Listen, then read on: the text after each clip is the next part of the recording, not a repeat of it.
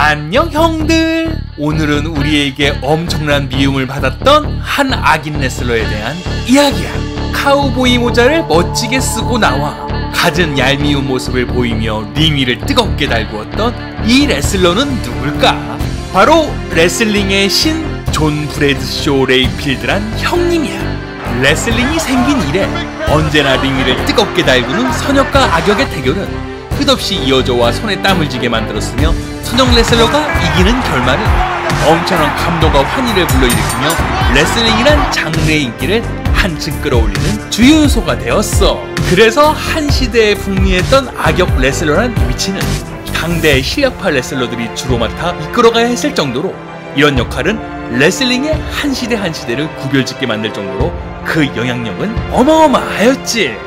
그런 악역들 중에 2000년 중후반에 혜성같이 나타나 악명 높은 레슬러로 레슬링의 인기를 끌어올리는 동시에 많은 팬들에게 갖은 미움을 받았던 당대의 선수가 있었으니 바로 오늘 소개시켜줄 JBL이라는 형님이 바로 그 레슬러였지. Here we go, Cole! 요란한 종소리와 함께 값비싼 리무진을 타고 나와 뭔가 대단한 사람인 마냥 의시되며 나오는 모습은 팬들의 인상을 찌푸리게 할 정도였고, 갖은 독설로 팬들을 무시하는 말들을 서슴없이 내뱉으며 엄청난 야유를 이끌어내는 능력은 마치 악역 레슬러를 하기 위해 태어난 사람 같았어. 또한 챔피언 벨트에 대한 광적인 집착을 보인 이 졸부 레슬러는 언제 어디서 어떤 선수를 만나든 최선을 다하는 모습으로 손에 땀을 쥐는 명경기를 만들었고, 그의 악명만큼 강한 기술들은 링 위를 호쾌하게 만들기에 충분했지. 그의 몸짓과 힘을 이용해 상대방을 들어 바로 내리고는 파워밤, 즉 JBL 밤이라고 하는 기술은 그의 엄청난 힘을 자랑하며 2m에 가까운 높이에 떨어지는 상대 선수에게 어마어마한 데미지를 주어 승기를 찾게 한 무시무시한 JBL 형님의 기술 중에 하나였어. 그러나 무엇보다도 보기만 해도 아찔했던 그의 필살기가 있었으니 이름하여 크로스라인 프롬 헬. 지옥에서 온 크로스라인이란 기술명답게 어마무시한 위력으로 상대 상부를 가격하는 모습이었고, 이 엄청난 반동에 못 이겨 상대 선수는 바로 고꾸라지며 동체 일어나지 못하였으니 이런 날선 기술의 모습은 JBL이란 레슬러를 한층 돋보이게 하였지. 이렇듯 엄청난 키와 파괴력뿐만 아니라 재력까지 겸비하여 여러 레슬러들을 거니며 레슬링 게이지를 구축하는 모습의 악역의 행보는 이내 팬들에게 미움을 받으며 누군가 나타나 그를 응징해주기를 학수고대하게 만들었으니 이는 곧 레슬링계의 초미의 관심사가 되어 한 시대의 레슬링의 인기를 10분 끌어올린 주역으로 레슬링 역사에 남게 되었어. 본명이 존 찰스 레이필드인 JBL 형님은 1966년 11월 29일 미국 텍사스 스위트웨터에서 태어났어. 운동에 재능을 보였던 한 소녀는 이미 발육이 남달라 어마어마한 몸짓과 키를 바탕으로 미식축구 스타를 꿈꾸며 목표를 향해 전진했지만 프로의 벽을 뚫지 못하고 그만 좌절하게 되었지. 그러나 레슬러인 삼촌 블랙잭 난자의 영향을 받아 금세 레슬링에 빠져들게 되어 자신이 가지고 있는 엄청난 체구를 이용하여 고향인 텍사스 카우보이 기믹으로 1992년 CWA의 존 호크란 닉네임으로 레슬링 인생을 시작하였고, 이후 GWF라는 레슬링 단체로 이적하여 본격적으로 커리어를 쌓기 시작하였어.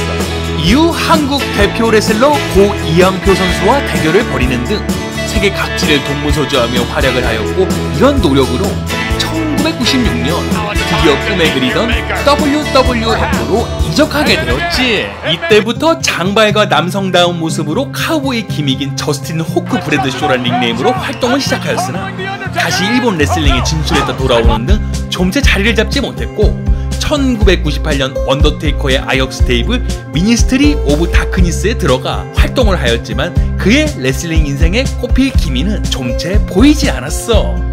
이때 같이 활동하던 론 시몬스와 함께 APA라는 태그팀을 결성하여 동시대의 태그팀 더들리 보이즈 하디 보이즈와 함께 가축을 벌이며 세 번의 태그팀 챔피언에 오르는 영광을 차지하는 등 점점 빛을 보는 듯 하였으나 이후 도장 론 시몬스의 갑작스러운 은퇴 소식은 그에게 천천병력 같은 소식으로 들려와 JBL 형님은 이늘 곧 패닉 상태에 빠질 수밖에 없었지. 그 후 2004년 5월 한 레슬러는 말끔한 복장으로 카우보이 모자를 쓰고는 님이 걸어 나오고 있었고, 팬들이 웅성거리는 가운데 그 레슬러는 이내 링 위에 올라가 갖은 독소들을 팬들에게 퍼부으며 이내 스타디움을 야유로 가득 메우게 하였으니 그 레슬러는 바로 다시 돌아온 레슬러 JBL 형님이었어.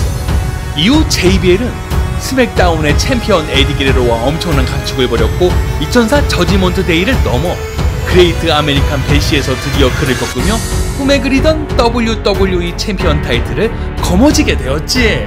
이후 WWE의 팬들에게선 누가 이 꼴도 보기 싫은 졸부의 벨트를 빼앗아가는지가 초미의 관심사가 되었고, 그럴수록 JBL 형님은 온갖 방법과 술수로 방어전을 치루었으니 이때 언더테이커, 부커티, 빅시조, 커트 앵글 등 쟁쟁한 선수들에게 대항하여 피를 흘리는 혈투 끝에 가진 고비를 넘기며 챔피언 벨트를 절대 놓지 않고 있었어. 이를 본 팬들은 먹다가 가슴에 얹힌 고구마처럼 좀체 답답함을 감추지 못하고 있었고, 이 아나무인으로 행동하는 악역 레슬러의 여유로운 모습에서 마치 영원히 챔피언 자리를 지킬 것만 같은 불길한 예감까지 들었지. 그러나 이때 이런 폭군의 행보에 앞길을 당차게 막으며 호기롭게 도전한 한 사나이가 있었으니 바로 존시나란 선수가 바로 그 레슬러였지. 한 번도 챔피언에 오르지 못한 자와 영원히 왕자에 앉고 싶어하는 베테랑의 대결은 레슬링의 뜨거운 화두로 올랐고, 서로 격한 신경전 끝에 레슬매니아 21에서 이 둘을 맞붙게 되어 초반 JBL은 존시나의 기선을 잡았으나 끝내는 그의 FU를 맞으며 그토록 애지중지했던 챔피언 벨트를 내려놓게 되었어. 챔피언 존시나의 러의 이적으로 공석이 된 챔피언 벨트의 주인을 가리는 배틀로얄에 어렵게 승리한 JBL 형님은 이때의 단장 테디롱에게 벨트를 받기 위해 한층 들떠 있었으나 이때 새로 이적한 선수와 경기를 벌여야 했으니 그 선수는 바로 러에서 넘어온 개운 레슬러 바티스타란 레슬러였어. 이후 에디 게레로에게 처음 벨트를 빼앗았던 로프 매치로 바티스타와 격전을 벌였으나 이때의 기세에 눌려 끝내는 패배를 하며 왕자의 꿈을 다시 내려놓게 되었고, 이후 심기일전하여 레슬매니아 22에서 크리스 베너를 꺾으며 US 챔피언에 오르게 되었어. 이후 월드 헤비웨이트 챔피언 레이 미스테리오와 경기를 가지며 다시금 챔피언 자리를 노렸으나 아깝게 패배를 하였고, 레이 미스테리오가 결정한 US 챔피언 도전자 바비 레실리에게 패하며 US 챔피언까지 내려놓게 된 JBL 형님은 이후 레이에게 다시 도전을 하였으나 또다시 패배를 하며 링 위를 내려오게 되었지. 이후 잠시 휴식기를 가지며 스맥다운의 해설자로 활동을 하다 2007년 아마겟돈에서 랜디 오턴과 크리스 제리코의 경기 중 난입하여 레슬러로 복귀해 2008년 로얄 럼블에서 제리코와 각축을 벌였고, 이후 백래시에서 트리플 H, 존시나, 랜디 오턴 등과 페이탈 4웨이 방식으로 WWE 챔피언을 놓고 경기를 벌였으나 이내 존시나에게 첫 번째로 탈락하는 수모를 겪게 되어 이 두 간의 관계가 다시 악화되게 되었어. 다시 앙숙관계로 불붙은 존시나와 저지먼트 데이의 격하게 맞붙은 모습에서 이 두 간에 쌓인 깊고 깊은 앙금은 한 번에 결판날 것 같지 않았고, 이어진 원나잇 스탠드에서도 JBL은 연속으로 패하였지만 드디어 아메리칸 배시에서 데스타 존시나를 꺾으며 그에 대한 오랜 수건을 드디어 풀게 되었지.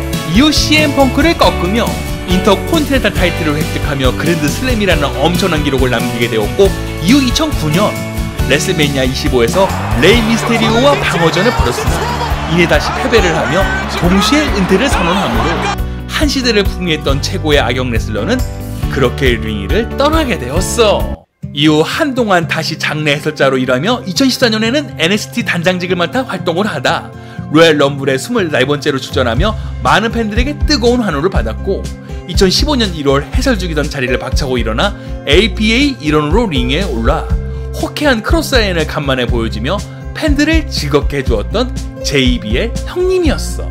이후 JBL 쇼를 진행하며 많은 팬들에게 웃음을 주는 역할을 도맡아 하여 링 위에 오르지 못했지만 레슬링의 열정은 좁지 식지 않은 모습으로 언제나 팬들과 함께하고 싶어하는 JBL 형님을 볼 수 있었지. 이렇듯 한 시대를 풍미한 악역 레슬러 JBL 형님은 WWE 챔피언, 인터콘티넨탈 챔피언, 유나이티드 스테이츠 챔피언, 유로피언 챔피언 각각 1회와 WWE 태그팀 챔피언 3회, 그리고 하드코어 챔피언을 무려 18회를 달성하는 모습으로 모든 열정을 링 위에 쏟아붓는 희대의 악역 레슬러로 우리의 기억 속에 영원히 남게 되었어.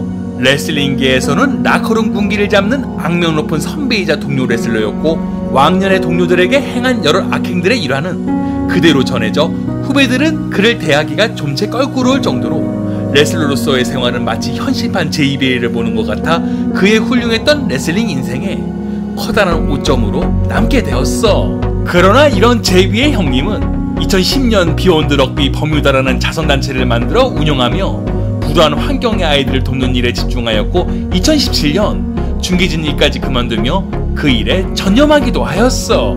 2004년 11월 스맥다운 경기 중 에디 게레로가 쓰러지는 일이 발생했고 갑작스러운 상황에 모든 레슬러들이 패닉 상태에 빠지며 어찌할 줄 모를 순간에 그때 JB의 머릿속에 떠오른 것은 빨리 경기를 끝내고 에디 게레로의 응급처치를 도와야겠다는 생각뿐이었어.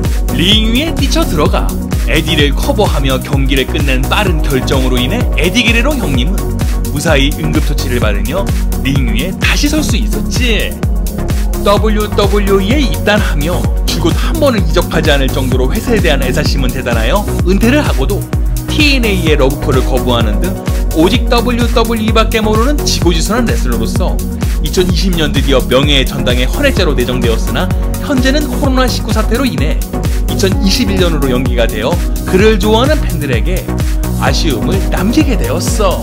레슬매니아 25에서 에디 게레로와 절친인 레이 미스테리오에게 21초 만에 패하는 각본을 직접 만들어 그에게 빅푸시를 하며 패했고 이에 동시에 갑자기 은퇴를 선언하였으니 팬들에게 뜨거운 환호와 야유를 받는 동시에 이내 곧 얼굴에 망감이 교차하는 모습은 왕년의 팩이 있었던 JBL의 모습이 아닌 링을 떠나기 아쉬워하던 한 레슬러의 모습이었어.